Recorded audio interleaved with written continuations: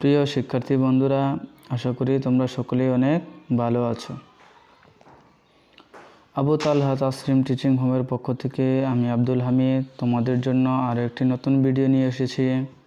ভিডিওটি হচ্ছে অষ্টম শ্রেণীর চতুর্থ সপ্তাহের অ্যাসাইনমেন্ট বাংলাদেশ ও বিশ্ব পরিচয়।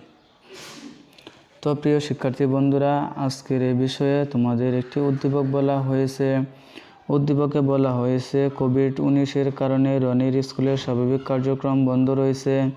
এটি কোভিড কেন্দ্র হিসেবে ব্যবহৃত হচ্ছে। গত সপ্তাহে রনিদের পাশের বাড়িতে একজন কোভিড পজিটিভ রোগী শনাক্ত হয়।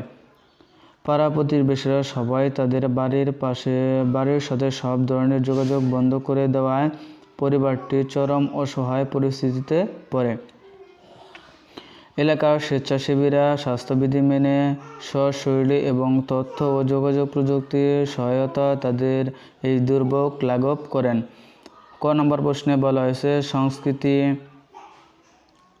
আত্মীকরণ বলতে কী বোঝায়? সামাজিক পরিবর্তনের দুটি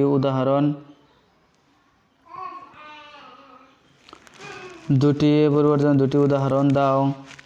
রনিদের এলাকার মতে পরিস্থিতিতে তোমার এলাকায় কোভিড আক্রান্তের জন্য বিদ্যালয়ে বন্ধুরা মিলে কী ধরনের স্বেচ্ছাসেবকমূলক উদ্যোগ নেওয়া যায় তার একটি তালিকা প্রণয়ন করো। উদ্যোগে বর্ণিত পরিস্থিতির তথ্য ও যোগাযোগ প্রযুক্তি আমাদের সামাজিকরণে কী ধরনের প্রভাব বিস্তার করছে তা ব্যাখ্যা করা। তো প্রিয় শিক্ষার্থী বন্ধুরা, ভিডিওটির সমাধান করার আগে আমি তোমাদের কিছু কথা বলি। যারা আমার এই চ্যানেলে নতুন তারা অবশ্যই আমার এই ভিডিওটি সম্পূর্ণ দেখবে এবং ভিডিওটি ভালো লাগলে অবশ্যই আমার এই চ্যানেলটি সাবস্ক্রাইব করবে এবং পাশে থাকা বেল আইকনটি বাজিয়ে দিবে। তাহলে আমি যখন আবার নতুন কোনো ভিডিও আপলোড করব তার নোটিফিকেশন সাথে সাথে পেয়ে যাবে এবং নিত্য নতুন ভিডিও তোমরা সাথে সাথে পাবে। তো প্রিয় শিক্ষার্থী বন্ধুরা, তাহলে আমরা সমাধানে চলে যাই।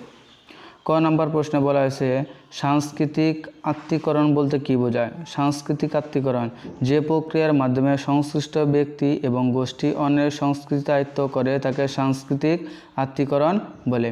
খ নম্বর প্রশ্নে বলা হয়েছে সামাজিক পরিবর্তনের দুটি উদাহরণ দাও। উত্তর এভাবে লিখতে পারি। সাধারণত সামাজিক পরিবর্তন বলতে উন্নয়ন বা সামাজিক উন্নয়নকে বোঝায়। সামাজিক পরিবর্তনের দুটি উদাহরণ নিম্নে। যেমন 1 নাম্বার, বাংলাদেশের অনেক জায়গায় এখন লাঙল এর পরিবর্তে ট্রাক্টর ব্যবহৃত হচ্ছে। 2 নাম্বার, শিক্ষা প্রতিষ্ঠানে হাতে কলমে লেখাপড়া করার পাশাপাশি মাল্টিমিডিয়া ক্লাসরুমের মাধ্যমে পাঠদান করা হচ্ছে। গ নম্বর প্রশ্নে বলা হয়েছে রনির এলাকার মতে পরিস্থিতিতে তোমার এলাকায় কোভিড আক্রান্তদের জন্য বিদ্যালয়ের বন্ধুরা মিলে কী ধরনের স্বেচ্ছামূলক উদ্যোগ নেওয়া যায় তার একটি তালিকা প্রণয়ন করো। উত্তর এভাবে আমরা লিখতে পারি। রনিদের এলাকার মতো পরিস্থিতিতে আমার এলাকায় কোভিড আক্রান্তের জন্য বিদ্যালয়ে বন্ধুরা মিলে যে ধরনের স্বেচ্ছামূলক উদ্যোগ নেওয়া যায় তার একটি তালিকা প্রণয়ন করা হলো। 1 নম্বরে মাস্ক ব্যবহারের সঠিক নিয়ম জানতে পারি। 2 নম্বরে কর্মক্ষেত্রে অবস্থাকালে হ্যান্ড স্যানিটাইজার ব্যবহার করার জন্য আহ্বান করতে পারি। জনসমাগম স্থল এড়িয়ে চলার জন্য উদ্বুদ্ধ করতে পারি। 4 নম্বরে করমর্দন ও কোলাকুলির মাধ্যমে কোভিড ছড়াতে পারে এই ব্যাপারে সচেতনতা করতে পারি।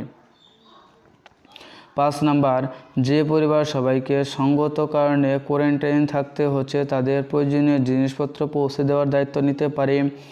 6 নাম্বার, দিনমজুর হতদরিদ্র মানুষের 2 দিন ঘরে বসে থাকলেই খাদ্য সংকট পড়বে নিশ্চিত, তাদের সহযোগিতা করতে হবে সবাই মিলে।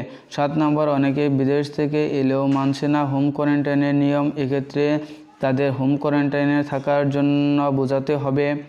8 নাম্বার, যারা ইন্টারনেট ব্যবহার করে না অথবা বেসরকারি টিভি চ্যানেলগুলো অনুসরণ করে না তাদের অনেকেই এখনও সচেতন নয়, এক্ষেত্রে নিজের নিরাপত্তা বজায় রেখে ঘরে ঘরে হাট বাজারে লিফলেট মার্কিংয়ের ব্যবস্থা করা যেতে পারে। 9 নাম্বার, দেশের সম্পূর্ণ লকডাউন হওয়ার আগ পর্যন্ত নিত্য প্রয়োজনীয় দ্রব্যের বাজারসহ গণজমায়েতের সকল স্থানে স্যানিটাইজারের ব্যবস্থা করা যেতে পারে। নিজেরা সচেতন ও সুস্থ না থাকলে জনসভা করাটাও মুশকিল। প্রয়োজনীয় প্রযুক্তি ব্যবহার করে সাংগঠনিক কর্মকাণ্ড চালাতে হবে। যতটা সম্ভব দূরে থাকতে হবে। নিজেদের নিরাপত্তা রেখে এসব কাজ করতে হবে। স্বেচ্ছাসেবকমূলক কাজ করা আবশ্যক, ভালো, কিন্তু নিজের জীবনে বিপন্ন করে নয়। গ নম্বর প্রশ্নে বলা হয়েছে, উদ্দীপকে বর্ণিত পরিস্থিতি, তথ্য ও যোগাযোগ প্রযুক্তি আমাদের সামাজিকরণে কী ধরনের প্রভাব বিস্তার করছে তা ব্যাখ্যা করা। উদ্দীপকে বর্ণিত পরিস্থিতি, তথ্য ও যোগাযোগ প্রযুক্তি আমাদের সামাজিকরণে ব্যাপক প্রভাব বিস্তার করেছে নিচ্ছে তা ব্যাখ্যা করা হলো। বৈশ্বিক মহামারীর কারণে অনলাইন এবং ইন্টারনেট অনেক জনপ্রিয়তা পেয়েছে। করোনা ভাইরাসের মধ্যে জনগণের জন্য অত্যাবশ্যকীয় জরুরি সভা সহজ করেছে। বিভিন্ন অনলাইন প্ল্যাটফর্ম চালু করেছে তথ্য ও যোগাযোগ প্রযুক্তি বিভাগ। করোনাকালে দেশের স্বাস্থ্যসেবা, শিক্ষা, সংযোগ, বিনোদন ও নিত্যপণ্য সরবরাহ স্বাভাবিক রাখতে প্রযুক্তিকে ব্যাপকভাবে কাজে লাগানো হয়েছে। করোনাকালীন সময়ে দেশের শিক্ষা প্রতিষ্ঠানসহ সব বন্ধ হয়ে যায়, কিন্তু ঘরে বসে শিক্ষা, ঘরে বসে স্বাস্থ্য সরবরাহ, নিরবিচ্ছিন্নতা, ইন্টারনেট সংযোগ এবং ঘরে বসে বিনোদন সবই তথ্য যোগাযোগ প্রযুক্তির চালিয়ে নেওয়া হয়। প্রযুক্তির মাধ্যমে 4000 ডাক্তার প্রায় 1 কোটি মানুষকে ফ্রি সেবা দিচ্ছে। এই করোনাকালীন সময়ে যারা মানুষের কাছে হাত পাততে লজ্জা পাচ্ছে তাদের জন্য 333 অর্থাৎ 333 নাম্বার থেকে খাদ্য সহায়তা দেওয়া হয়েছে।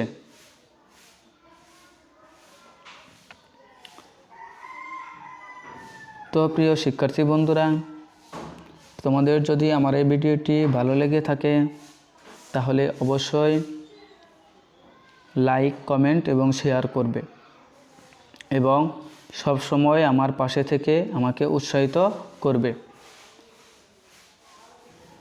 তো প্রিয় শিক্ষার্থী বন্ধুরা, অবশ্যই তোমরা এই করোনাকালীন সময়ে ঘরে থাকবে এবং স্বাস্থ্যবিধি মেনে চলবে এবং যথাযথ ব্যবস্থা গ্রহণ করবে। তো প্রিয় শিক্ষার্থীরা, আশা করি তোমরা সকলে এইসব বিষয় জানো এবং সঠিকভাবে সেগুলো পালন করবে।